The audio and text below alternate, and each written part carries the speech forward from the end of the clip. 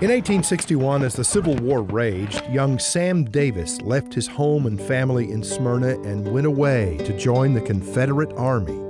The Davis home is still here, a museum now, but Executive Director Bethany Hawkins says it's more than that, just as there's more to Sam Davis's story. And he was captured in November of 1863 down near Pulaski, Tennessee. And the commanding general saw the information that Sam was carrying, and it was very detailed, and it had to have come from his desk, and he wanted to know Sam's source. So he told him if he would give him the name of his informant that he would be set free, and he refused to do so. And so they gave him 3 days to think about it, with a death sentence hanging over his head, and he still refused. And while standing on the gallows, awaiting execution, they gave him one more chance to give up his informant, and he said, if I had 1,000 lives to live, I would give them all rather than betray a friend. And so they hung him at the age of 21. And so the story and the place are preserved. So it's important that people see the way Middle Tennesseans in the 19th century lived. This is not a grand mansion. It's a farmhouse. There are several of them around in Rutherford County that look very similar to this. There's a lot of them who have been lost over the years to subdivisions and Percy Priest Lake, and so it's important that the architectural style is preserved, but also we have 168 acres sitting in the middle of the fastest growing county in the nation, one of the fastest growing counties in the nation, and pretty soon this may be the only green space there is in our county, so we think it's important to keep that as well. The Davis home is here, a home that teemed with life. It was a farmhouse, basically. They were well enough off to have a parlor, which was kept shut off from the rest of the house, where they had some of their nicer pieces. But even the daily sitting parlor has a bed in it, so they would have had people sleeping in there. They had a total of 13 children, Sam's father did. He had 4 children with his first wife, and then Sam was the oldest of 9. So this was a home with lots of kids. And so there are lots of bedrooms and lots of beds and trundle beds for babies, and it was very much a family home. And the family room is sort of the heart of the house, and that's where the family spent most of their time. It also was the parents' bedroom. So they utilized pretty much all the space they had. Just a few yards from the house that was so full of life, a reminder of death. Tour guide Clarence Elkins says Sam Davis is buried here. When Sam, after he was killed, they brought the body back to Smyrna, and he was buried in a cemetery across the creek, and his mother wanted the body brought back to the farm, and so about a year later, his body was brought back here.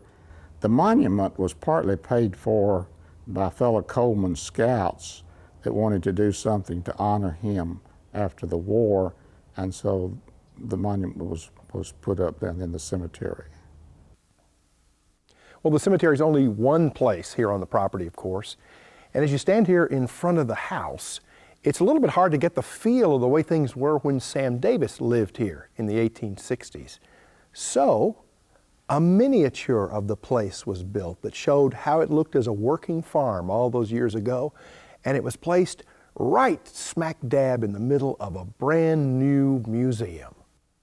It allowed us to take the story of Sam Davis and really expand it beyond just the story. We're able to put him in context, to let people know what was going on in the Civil War in Middle Tennessee, why these scouts were important to the story, what the climate was around Smyrna and Murfreesboro and Nashville at the time. We're also able to showcase a lot of our Civil War artifacts, which came to us in the 1940s and 50s when people were getting rid of Grandpa's stuff.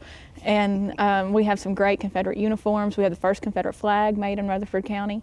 A lot of rifles and medical equipment and things like that, which have been in storage for about 10 years. And so we're able to bring those out and showcase them. And we also get to tell people the story of Sam Davis in different ways. They get to really explore it more on their own. We also talk about why Sam Davis is remembered, why the Sam Davis home is here, and about his popularity in the 1890s through the 1920s, and that's why this place was saved in 1927. The artifacts in the museum, the house and grounds, are fascinating.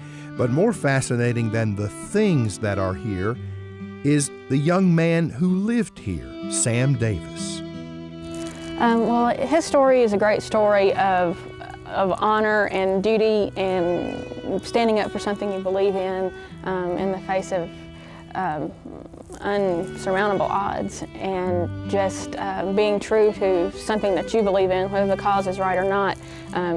He was true to his beliefs, and we think that has a lot to say for young people today.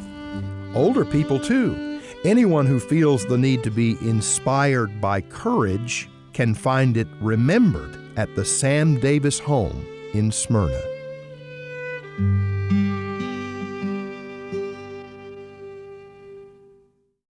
Tennessee Civil War 150 is made possible in part by Tennessee Department of Education, Tennessee Civil War Sesquicentennial Commission, and Tennessee Civil War National Heritage Area.